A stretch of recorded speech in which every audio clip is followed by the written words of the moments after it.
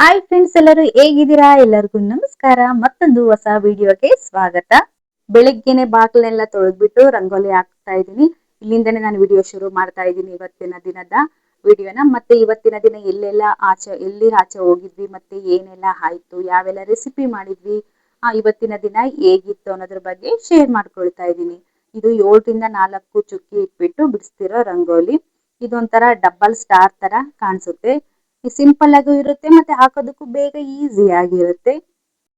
ಈ ರೀತಿ ನೋಡಿ, ಫಸ್ಟ್ 5 ಚುಕ್ಕಿ ಇರುತ್ತಲ್ವಾ, 5 ಚುಕ್ಕಿಗೆ ಒಂದೊಂದು ಗೆರೆ ಹಾಕೋಬೇಕು. ಮತ್ತೆ ನೆಕ್ಸ್ಟ್ 6 ಚುಕ್ಕಿ ಇರುತ್ತಲ್ಲ, 6 ಚುಕ್ಕಿಗೆ ಒಂದು ಚುಕ್ಕಿ ಗೆರೆ ಹಾಕ್ಬಿಟ್ಟು ಎಲ್ಲಾ ಗೆರೆಗಳನ್ನ ಈ ರೀತಿ ಜಾಯಿಂಟ್ ಮಾಡ್ಕೊಂತ ಬರ್ಬೇಕು.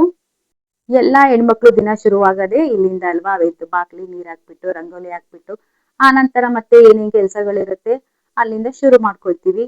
ಬೆಳಗ್ಗೆನೆ ಎದ್ದು ಗೂಡ್ಸ್ಬಿಟ್ಟು ನೀರ್ ಹಾಕಿ ರಂಗೋಲಿ ಹಾಕೋದ್ರೊಳಗೆ ಒಂದು ಸಣ್ಣದಾಗಿ ನಮ್ಗೆ ಒಂದು ಎಕ್ಸರ್ಸೈಸ್ ಕೂಡ ಆಗಿರುತ್ತೆ. ನಮ್ಗೆ ವಾಕ್ ಹೋಗಕ್ ಟೈಮ್ ಇಲ್ಲ, ಅದಕ್ಕಿಂತಾನೆ ಟೈಮ್ ಕೊಟ್ಟು ಎಕ್ಸರ್ಸೈಸ್ ಮಾಡಕ್ ಆಗ್ತಾ ಇಲ್ಲ ಅನ್ನೋರ್ಗಿದಂತೂ ಒಂದು ಒಳ್ಳೆನೆ ವರ್ಕೌಟ್ ಆಗುತ್ತೆ ಅನ್ಬೋದು. ಬಗ್ಬಿಟ್ಟು ಎಲ್ಲ ಕಸ ಗುಡಿಸಿ ಮತ್ತೆ ತೊಳೆದ್ ಬಿಟ್ಟು ಆ ರಂಗೋಲಿ ಹಾಕ್ಬಿಟ್ಟು ಬಂದ್ರೆ ಸ್ವಲ್ಪ ಒಂಥರ ಫ್ರೆಶ್ನೆಸ್ ಅನಿಸ್ತಾ ಇರುತ್ತೆ. ಎದ್ದ ತಕ್ಷಣ ಅಡಿಗೆ ಮನೆಗೆ ಹೋಗ್ಬಿಟ್ಟು ಏನ್ ತಿಂಡಿ ಮಾಡೋದಪ್ಪ ಅಂತ ಯೋಚನೆ ಮಾಡೋದಕ್ಕಿನ್ನ ಈಗ ರಂಗೋಲಿ ಎಲ್ಲ ಹಾಕ್ತಿರ್ತೀವಿ ನೋಡಿ, ಅವಾಗ್ಲೇನೆ ಏನ್ ತಿಂಡಿ ಮಾಡ್ಬೋದು, ಇವತ್ತು ಮನೇಲಿ ಏನೇನ್ ತರಕಾರಿ ಇದೆ, ಅದರಿಂದ ಏನ್ ತಯಾರಿಸ್ಬೋದು ಅಂತ ಹಾಗೆ ಥಿಂಕ್ ಮಾಡೋದಕ್ಕೂ ಸ್ವಲ್ಪ ಟೈಮ್ ಸಿಗುತ್ತೆ.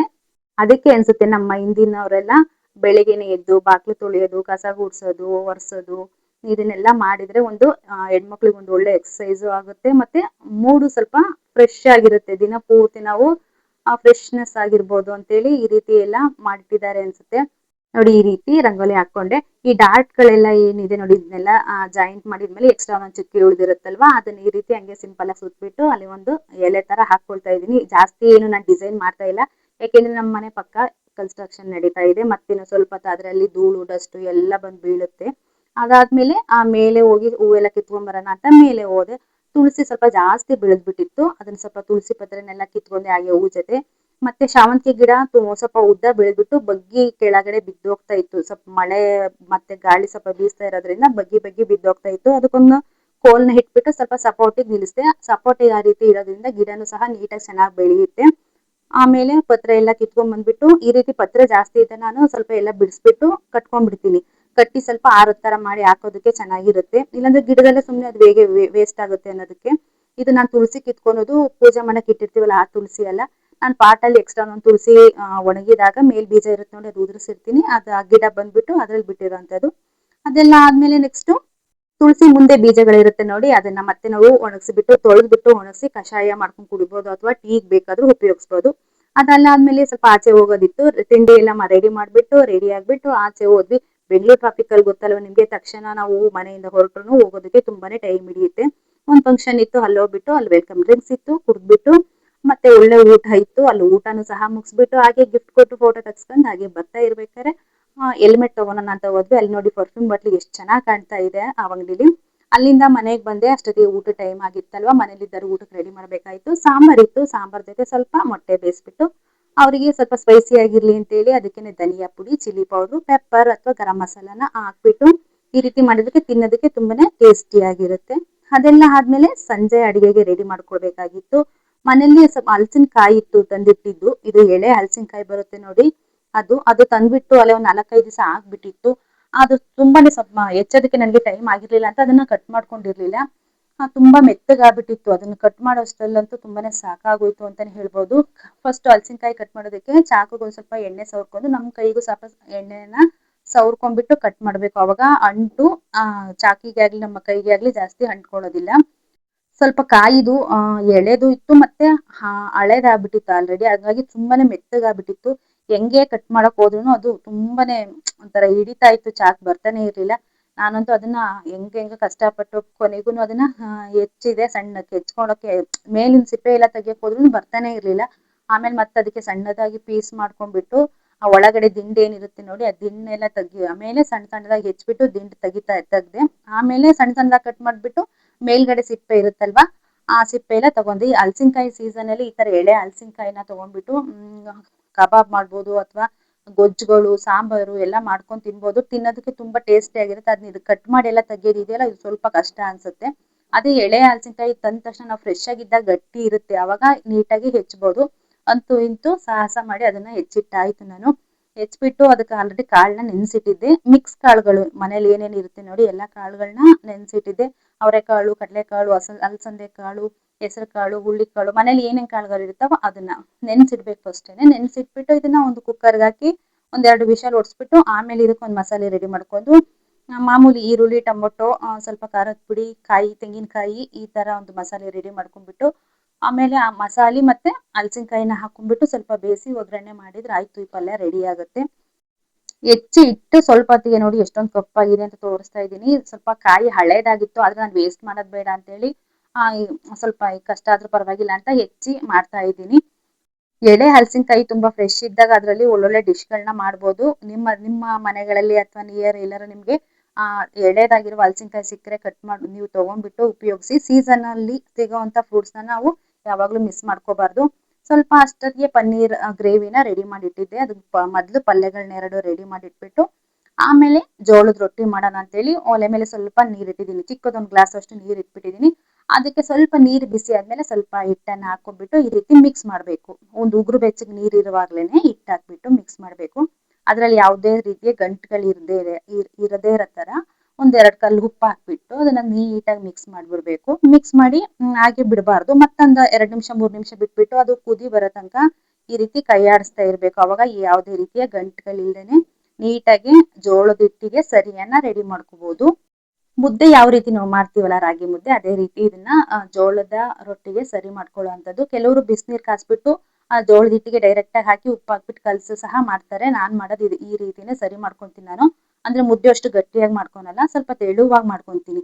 ಅದಕ್ಕೆ ಒಣ ಹಿಟ್ಟು ಹಾಕ್ಬಿಟ್ಟು ಕಲಸ್ಬಿಟ್ಟು ಮಾಡೋದಕ್ಕೆ ಇದು ಗಮ್ ತರ ಆಗುತ್ತೆ. ಅವಾಗ ರೊಟ್ಟಿ ಎಲ್ಲೂ ಕಿತ್ತೋಗಲ್ಲ, ನೀಟಾಗಿ ಚೆನ್ನಾಗಿ ಬರುತ್ತೆ.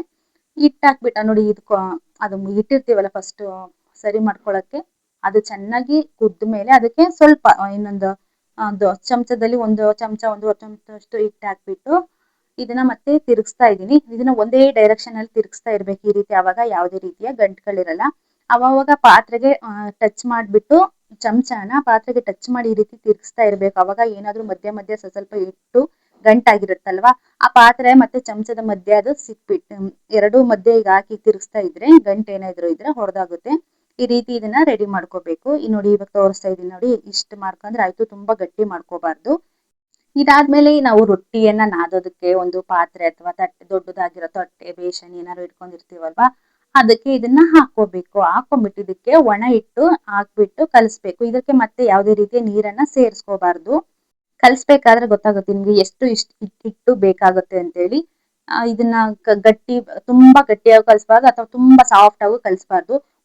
ಜಾಸ್ತಿ ರೊಟ್ಟಿ ಮಾಡೋದಾದ್ರೆ ನೀವು ಒಂದೇ ಸಲ ಕಲಸಿಡಬಾರ್ದು.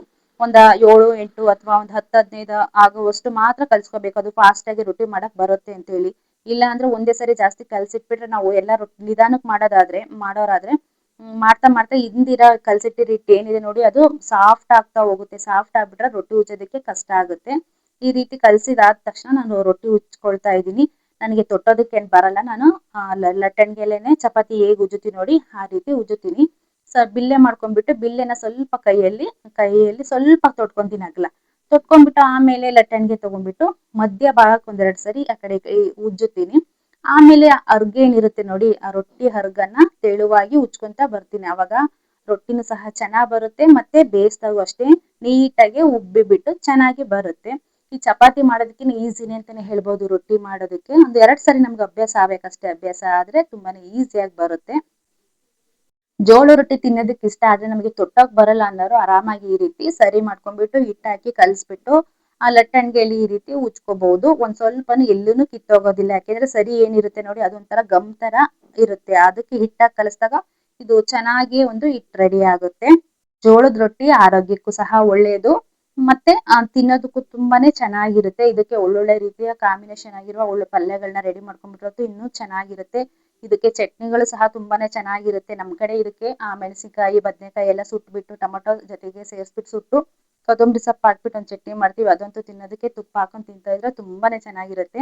ಇನ್ನು ನೋಡಿ ತೊಟ್ಟ ಆದ್ಮೇಲೆ ನಾವು ಕೆಳಗಡೆ ಏನಿರುತ್ತೆ ರೊಟ್ಟಿ ಕೆಳಗಡೆ ಕೈನ ಹಾಕೋಬೇಕು. ಕೈ ಮೇಲೆ ಇದನ್ನ ರೊಟ್ಟಿ ಹಾಕ್ಬಿಟ್ಟು ಅದನ್ನ ಹಾಗೆ ಮಕ್ಕಡೆ ಹಾಕ್ಬೇಕು. ಹಂಚ್ ಮೇಲೆ ಹಾಕ್ಬಿಟ್ಟು ಸ್ವಲ್ಪ ನೀರ್ ಹಾಕ್ಬಿಟ್ಟು ನಾನು ಕೈಯಲ್ಲೇ ಒರೆಸ್ತಾ ಇದ್ದೀನಿ. ನನಗೆ ಕೈಯಲ್ಲಿ ಈ ರೀತಿ ಮಾಡೋದು ಈಸಿ, ಹಾಗಾಗಿ ನಾನು ಕೈಯಲ್ಲೇನೆ ಈ ರೀತಿ ಮೇಲೆ ರೊಟ್ಟಿಯ ಮೇಲೆ ಏನಿರುತ್ತೆ ನೋಡಿ, ಇದು ಹಿಟ್ಟಾಗಿ ಉಜ್ಜಿರುತ್ತೀವಲ್ಲ ಆ ಭಾಗ ಇದು ಹಂಚಿ ಮೇಲೆ ಹಾಕಿರೋದು ನಾನು. ಅದನ್ನ ಸ್ವಲ್ಪ ನೀರ್ ಹಾಕ್ಬಿಟ್ಟು ಈ ಎಕ್ಸ್ಟ್ರಾ ಹಿಟ್ಟು ಏನಿರುತ್ತಲ್ಲ ಅದನ್ನ ಹಿಂಗೆ ಸ್ವಲ್ಪ ನೀರಲ್ಲಿ ಒರೆಸ್ಬೇಕು. ಅದನ್ನ ಈ ತರ ಒರೆಸೋದಕ್ಕೆ ಬಿಸಿ ಇದೆ, ನಮ್ಗೆ ಏನಾದ್ರು ಸುಡುತ್ತೆ ಅಂತ ಏನಾರು ಅನ್ಸಿದ್ರೆ ನಿಮಗೆ ಒಂದು ಬಟ್ಟೆಯನ್ನ ನೀರಲ್ಲಿ ನೆನೆಸ್ಬಿಟ್ಟು ಒಂದು ಬೌಲಲ್ಲಿ ನೀರ್ ಹಾಕಿ ಆ ನೀರಲ್ಲಿ ಒಂದು ಬಟ್ಟೆ ಹಾಕಿಟ್ಕೋಬೇಕು. ಅದನ್ನ ತೆಗೆದ್ಬಿಟ್ಟು ಮೇಲಕ್ಕೆ ನೀಟಾಗಿ ಒಂದ್ಸರಿ ಹಿಂಗ್ ಸವರ್ ಬಿಟ್ರೆ ಆಯ್ತು. ಆಮೇಲೆ ನೀರ್ ಹಚ್ಚಿದ ತಕ್ಷಣ ಇದನ್ನ ರೊಟ್ಟಿಯನ್ನ ತಿರುಗ್ಸ್ ಹಾಕ್ಬೇಕು. ತಿರುಗ್ಸ್ ಹಾಕಿದ್ಮೇಲೆ ಅದು ಚೆನ್ನಾಗಿ ಉಬ್ಬ ಬರುತ್ತೆ. ಏನಾದ್ರು ಮಧ್ಯೆ ಸ್ವಲ್ಪ ಅದಕ್ಕೆ ಹಿಡಿತಾ ಇದೆ, ಉಬ್ತಾ ಇಲ್ಲ ಅಂದಾಗ ಒಂದು ಸಣ್ಣದ್ ಬಟ್ಟೆ ತಗೊಂಡ್ಬಿಟ್ಟು ಆ ಬಟ್ಟೆನ ನಿಧಾನಕ್ಕೆ ಇಲ್ಲಿ ಎಲ್ಲಿ ಉಬ್ತಾ ಇಲ್ವಾ ಅಲ್ಲಿ ಒಂದ್ ಸ್ವಲ್ಪ ಪ್ರೆಸ್ ಮಾಡಿದ್ರೆ ಸಾಕು, ನೀಟಾಗಿ ಉಬ್ಬಿ ಬರುತ್ತೆ. ಮತ್ತೆ ಸಾಫ್ಟ್ ಆಗು ಅಷ್ಟೇ ಸಾಫ್ಟ್ ಆಗು ಇರುತ್ತೆ. ನೋಡ್ತಾ ಇರ್ಬೋದು ಫ್ರೆಂಡ್ಸ್, ನೋಡಿ ನೀವು ಇವಾಗ ತೋರಿಸ್ತಾ ಇದೀನಿ ನಾನು ಎಷ್ಟು ಚೆನ್ನಾಗಿ ಉಬ್ಬಿ ಬರ್ತಾ ಇದೆ ಅಂತ ಹೇಳಿ. ಈಗ 2 ಕಡೆ ಬೇಯಿಸಿದ್ರೆ ಆಯ್ತು ಅಷ್ಟೇ. ಇದನ್ನ ಎಷ್ಟು ಚೆನ್ನಾಗಿ ಉಬ್ಬಿ ಬರ್ತಾ ಇದೆ ಅಂದ್ರೆ ನೋಡಿ, 2 ಪದರವಾಗಿ ಚೆನ್ನಾಗಿರುತ್ತೆ ತಿನ್ನೋದಕ್ಕಂತೂ. ಬಿಸಿ ಬಿಸಿ ರೊಟ್ಟಿ ಜೊತೆಗೆ ತುಪ್ಪ ಹಾಕೊಂಡು ಪಲ್ಯ ಜೊತೆ ಅಥವಾ ಚಟ್ನಿ ಜೊತೆ ತಿಂತಾ ಇದ್ರೆ ತುಂಬಾನೇ ಚೆನ್ನಾಗಿರುತ್ತೆ. ಯಾರಿಗೆಲ್ಲ ಇವತ್ತಿನ ವಿಡಿಯೋ ಇಷ್ಟ ಆಯ್ತು ಪ್ಲೀಸ್ ಒಂದು ಲೈಕ್ ಮಾಡಿ. ಹಾಗೆ ನಾನು ನಿನ್ನೆ ವಿಡಿಯೋದಲ್ಲಿ ಒಂದು ಒಗಟನ್ನ ಕೇಳಿದ್ದೆ, ಉತ್ತರ ಯಾರಿಗಾದ್ರೂ ಗೊತ್ತಿದ್ರೆ ಕಮೆಂಟ್ ಮಾಡಿ ಅಂತೇಳಿ. ಯಾರು ಕೊನೆ ತನಕ ವಿಡಿಯೋ ನೋಡೇ ಇಲ್ಲ ಅನ್ಸುತ್ತೆ, ನೋಡಿದ್ರೆ ಅಟ್ಲೀಸ್ಟ್ ಕಮೆಂಟ್ ಮಾಡೋದಕ್ಕೆ ಪ್ರಯತ್ನಿಸ್ತಿದ್ರು ಅನ್ಸುತ್ತೆ. ನಾನು ನಿನ್ನೆ ಕೇಳಿದ ಒಗಟು, ಚೋಟುದ್ದ ಹುಡುಗಿಗೆ ಮಾರುದ್ದ ಜಡೆ. ಅದಕ್ಕೆ ಸರಿಯಾದ ಉತ್ತರ ಏನಪ್ಪಾ ಅಂದ್ರೆ, ಚೋಟುದ್ದ ಹುಡುಗಿಗೆ ಮಾರುದ್ದ ಜಡೆ ಅಂದ್ರೆ ಸೂಜಿ ದಾರ. ಚೋಟುದ್ದ ಹುಡುಗಿ ಅಂದ್ರೆ ಯಾರು? ಸೂಜಿ. ಮಾರುದ್ದ ಜಡೆ ಅಂದ್ರೆ ದಾರ, ಅಂದ್ರೆ ಸೂಜಿ ಒಳಗೆ ದಾರ ಸೇರ್ಸಿರ್ತೀವಲ್ಲ ಅದು. ಮತ್ತೆ ಇವತ್ತಿನ ಮತ್ತೊಂದು ಒಗಟನ್ನ ಕೇಳ್ತಾ ಇದ್ದೀನಿ ಫ್ರೆಂಡ್. ವಿಡಿಯೋ ಕೊನೆಯಲ್ಲಿ ಆ ಒಗಟನ್ನ ಹಾಕಿರ್ತೀನಿ. ಅದಕ್ಕೆ ಸರಿಯಾದ ಉತ್ತರ ಯಾರಿಗಾದ್ರೂ ಗೊತ್ತಿದ್ರೆ ಪ್ಲೀಸ್ ಕಮೆಂಟ್ ಮಾಡಿ, ಅಟ್ಲೀಸ್ಟ್ ಪ್ರಯತ್ನ ಮಾಡಿ. ಆವಾಗ್ಲಾದ್ರೂ ನನಗೆ ಗೊತ್ತಾಗುತ್ತೆ ಕೊನೆ ತನಕ ವಿಡಿಯೋ ಯಾರಾದ್ರೂ ನೋಡ್ತಾ ಇದ್ದೀರೋ ಇಲ್ವಾ ಅಂತೇಳಿ. ಇವತ್ತಿನ ವಿಡಿಯೋ ಇಷ್ಟೇ ಆಗಿತ್ತು ಫ್ರೆಂಡ್ಸ್. ಯಾರೆಲ್ಲ ವಿಡಿಯೋ ನೋಡಿದಿರಿ ಥ್ಯಾಂಕ್ ಯು ಫಾರ್ ವಾಚಿಂಗ್. ತಪ್ಪದೆ ಒಂದು ಲೈಕ್ ಮಾಡಿ, ಹಾಗೆ ಶೇರ್ ಮಾಡಿ. ಮತ್ತೊಂದು ಹೊಸ ವಿಡಿಯೋದಲ್ಲಿ ಮತ್ತೆ ಸಿಗ್ತೀನಿ. Thank you for watching. ಇವತ್ತಿನ ಒಗಟು ಏನಪ್ಪಾ ಅಂದ್ರೆ, ಗಿರಗಿರ ತಿರುಗುತ್ತೆ, ಸುಸ್ತಾಗಿ ಬೀಳುತ್ತೆ. ಇದು ಒಂದು ಆಟ ಆಡೋ ವಸ್ತಾಗಿರುತ್ತೆ. ನಾನು ನಿಮ್ಗೊಂದು ಎಕ್ಸಾಂಪಲ್ ಸಹ ಕೊಡ್ತಾ ಇದ್ದೀನಿ. ಅದರಲ್ಲೂ ಗಂಡು ಹುಡುಗರಾಗಿದ್ರೆ ಇದ್ರಲ್ಲಂತೂ ಆಟ ಆಡೇ ಆಡಿರ್ತೀರಿ. ಕಮೆಂಟ್ ಮಾಡಿ ಯಾರಿಗ ಉತ್ತರ ಗೊತ್ತಿದೆ.